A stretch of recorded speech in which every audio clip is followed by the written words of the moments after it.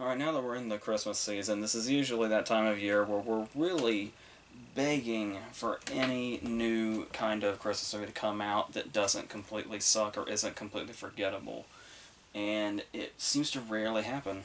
And it's like every time there's a possible candidate, it usually ends up falling short. Like last year, I think it was last year, it was that Amelia Clarke movie with Henry Golding. That's it's because it feels like we're kind of in this era of these mainstream movies that are coming out now. When you look at like that movie and this one and others, where it's we're kind of taking the concept of the Hallmark Christmas movie, only putting actual names on it and making them major releases, as opposed to just TV movies. And it doesn't seem to have been working out so far, but hopefully this is a sign that maybe we actually can get something out of that. But I know a lot of people actually take to them or see them as guilty pleasures or stuff like that. But it's been a while, I think, since we got a movie like this that I like as much as I like this one. So there's that. It probably has a lot to do with how big of a Kristen Stewart fan I am. So but the whole cast is the really appealing factor to this, and probably is what takes it as far as it does. But I do think it's also just kind of good in itself as far as how funny it actually is and how heartfelt it actually is, without feeling too fake like so many things do and artificial, especially with like the way they handle conflicts and how we all know how it's going to play out and all that. And what's interesting about this is, I don't know about anybody else, but this actually wasn't one of those movies where I felt 100% confident in how it was going to play out. At least in every facet. There are some cases where obviously there's cliches and predictability and stuff like that, but not in all the cases, which I thought was refreshing and surprising. And a lot of that may come from Clea Duvall, the director, who most people know from various things. I found it interesting that I usually think of her more intense roles like Girl Interrupted or Identity or The Faculty or something like that, where I immediately associate her with like intense roles. So it was interesting that this is I want to say it's her directorial debut, though I'm not entirely sure. And it's so light like this. Like there's not even a hint of darkness here. um, well, in a way, there's sort of some of the ways the characters interact might be troublesome, but we eventually get to a sort of the movie is aptly named. We'll say that without saying too much, I guess. And it immediately starts off with like a slapstick moment, which usually isn't the best indicator that something is going to be completely quality. But the thing is it's kind of I think it's another thing also that Kristen Stewart is often criticized for kind of being not particular, seeming particularly joyful about herself, I guess. And the fact that it's her that's involved in this slapstick moment might feel kind of surprising, I guess. But in the fact also that this not only is this a funny bit, but it has an even funnier payoff before the scene is over. And that kind of when they landed a slapstick bit at the very start of the movie, it gave me a lot of confidence in Duvall as a director. So I think that kind of because in often cases, especially in comedies, it's all about the opening scene is going to set the tone, and if the opening scene does work for you, then it's going to send you into the movie with confidence in it. But if it's the opening bit immediately falls flat, then it's a bad omen usually. And for some reason, this worked for me pretty much instantaneously like that. And it also, I think, helps a lot that despite how we were talking about how it basically feels like Hallmark movies with names, with bigger names, it doesn't feel like a TV movie in the way that it could have. Because there are plenty of, actual theatrical in more sense than just being released in a theater, which obviously this is Hulu, especially in a time like this. It's there are still movies that come out theatrically that feel like made-for-TV movies, and this actually feels like a movie I could imagine having seen in theaters if we were living in a different time. Despite the fact that, as I said, it is kind of familiar territory. It's basically, despite the fact that we have the fact that they are lesbians who are both they're hiding. Mackenzie Davis is the other half of this couple, and she's hiding it from her family, particularly because her dad is involved in politics, and they don't want to start a whole controversy. So Kristen Stewart basically has to go spend Christmas with them while staying in the closet, despite the fact that she was hoping to propose before Christmas. So all kinds of different conflicts here before we've even started that are going to drive this. And yeah, it basically feels like Meet the Parents once they get there, especially in the cases that we come to expect. Like, because of that setup, they're going to stay in separate rooms. So yes, we are going to get the scene between a billion times where one has to sneak into the other's room and all that. But it's really just a matter of how they do that. And like I said, I still think it's just seeing Stewart in the environment of just kind of a broad comedy like this, because it's either because she seems to be one of two things. She's either in franchise mode or she's in kind of dark artsy world like Personal Shopper and Clouds of Sils Marie and stuff like that. Um, and and obviously her franchise side isn't as beloved as her sort of artsy side, but the fact that she's found like a middle ground here, where it's not something overly big, but something that does call on her to really go in on the emotion and bring that out and do something really authentic. And there's definitely something really authentic here, especially in the relationship itself between her and Davis. And we get that mainly through, because we see their interactions beforehand, and we get the chemistry is definitely there.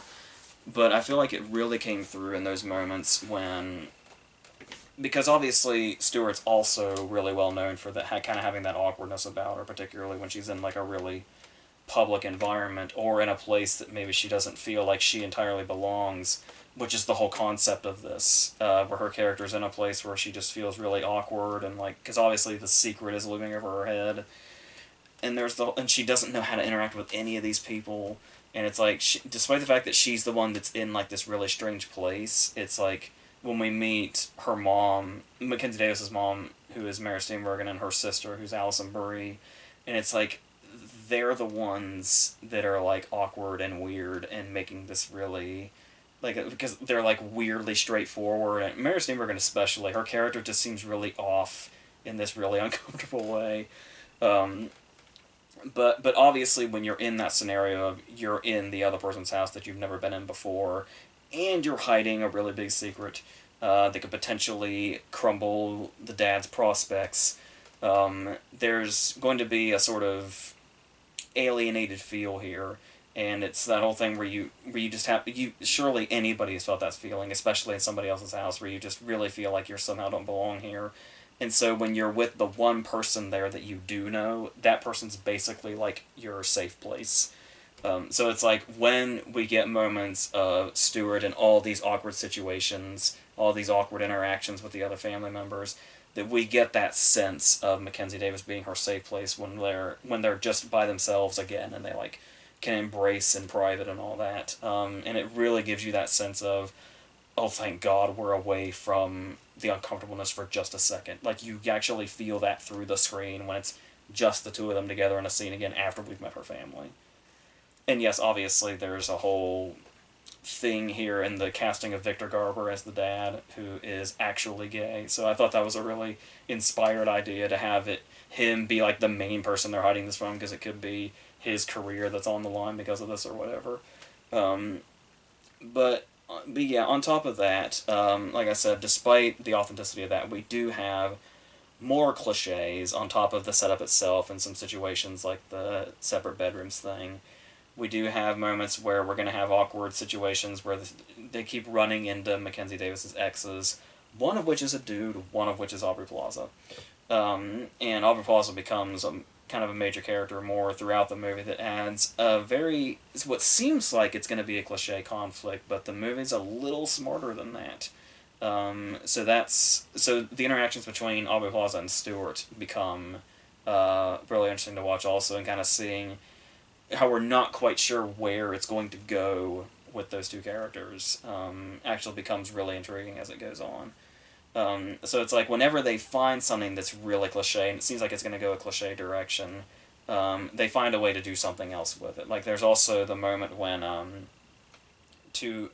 it's Alison Brie's two kids are out shopping with Stewart, and just because they don't like her, they put something in her purse so it looks like she was shoplifting. And as soon as they do that, like in our heads we can immediately see the next few scenes and how they're going to play out. And it's like it's usually the worst place to be in when you're like 3 steps ahead of a movie and you know where it's going to be next. So it's a matter of what they do with that. So the bit that they do with like the really overzealous security guards felt like something that was breaking the monotony of what we thought was going to be the next few scenes. Even if they play out that way, it's like as long as they can break the monotony in some way that we don't quite see coming, or is at least funny, then it's doing something right. But there's also scenes where, like, obviously there's eventually going to be some sort of competitiveness, and yes, because it's a Christmas movie, it's more than likely going to be ice skating. So we have this whole thing with Mackenzie Davis and Alison Brie having some sort of rivalry, and this is a scene that doesn't really go anywhere, and it just kind of abruptly ends in this weird way, just basically establishing that Alison Brie is kind of at odds with everybody else, pretty much. So that's pretty much why that's there. And like I said, that's one of those cases where it almost feels like, I don't know if it's... I think the movie's smart, but I don't know if it's that smart that a lot of the cliches are intentionally here for the sake of, like, satire. I feel like it's a possibility, but I didn't quite... I feel like the movie's a little too sincere to be cynical enough to take that angle with these, like, from behind, but it's... yeah. So we do have another character here, who is Dan Levy, who everybody's telling me I need to watch Schitt's Creek, and I do plan on it, but I haven't yet. But I'm just slightly enough familiar with him that I know how much of a joy he is to watch, and this obviously helps that, and helps my drive to get to Schitt's Creek as soon as I can. And he's a character that it feels like it's kind of disappointing at first because he's separated from everybody else. He's the one that's left behind to watch Kristen Stewart's pets while they're gone. But he may or may not eventually get involved, and I may or may not have doubled over laughing when at the reveal that I realized he was going to be a little more involved than just that. So that's always welcome. And he's got a really great monologue towards the end talking about, basically talking about summing up the decisions the characters make in this movie, some of which may seem a bit off, and it might make characters seem less likable for a moment. Because it is one of those movies, obviously, also where a lot, like, characters get mad at each other really easily, more or less just for the sake of conflict. But the interesting thing about that, though, is that the movie doesn't always take the easy way out, or doesn't take the easy way out immediately, the way so many romantic comedies that you expect to do.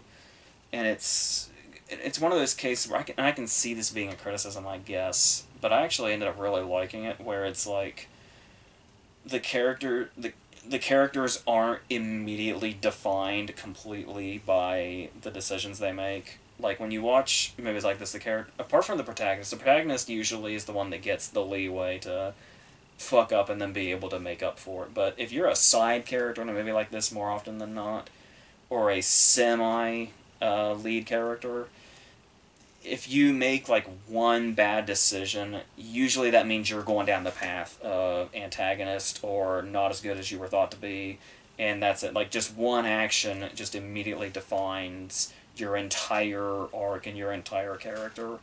But, like, all the characters in this aren't defined by just one singular action. And it's not one of those movies where, like, it's always apparent where one character does something and you're like, oh, well, I know exactly where that character's going the rest of the time. In most of the cases, you probably could do that, but it's not as expected in some characters' instances as it might be. And we're talking, like, major characters. So I like that they actually feel like complicated people with, like, complicated stories and not just doing things for the sake of what the script wants them to do. Even if the conflicts might start that way, it's how the conflicts are resolved, or sometimes it takes a while to resolve them. That feels much more real, even though we do get some dramatic confrontations that are very, in an over-the-top comedy kind of way. But still, and I think that's really brought home by Dan Levy's speech about how like everybody's kind of coming from their different ways, and everybody's going to react to certain things in different ways, and the people that are affected by the way other people act is going to come through in the own decisions that they make, and there's really is something here. Um, so yeah, I was pretty much just into this from the start. And like I said, it's one of those things where if it hooks you from the start, then you should be fine. But if it this is usually just romantic comedies in general, if you kind of have to wrestle with yourself to try to get into it, you're probably not into it.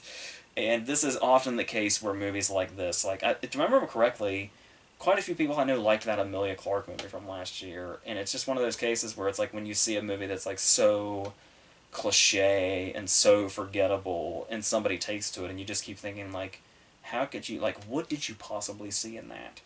And it's like I kind of thought this might be one of those, but no, but I can see this being like I can see somebody responding to me with that. But I just told you this. Everything I just said is what I see in it. So I do really like this, and it is something that I think could be easily. You can easily come back to it in this time of year, even though especially since we're getting like less and less movies we can do that with, because the quality of Christmas movies has just been shit the last few years. Like I said, unless you're part of the Hallmark crowd, and more power to you, I guess. But stuff like this, I would kind of prefer, regardless of how similar it may or may not seem. So, yeah, we're still pretty early in this long stream of the new stuff from this year and all the Fargos. But we're going to get through all those. So until the next one of those, that's it.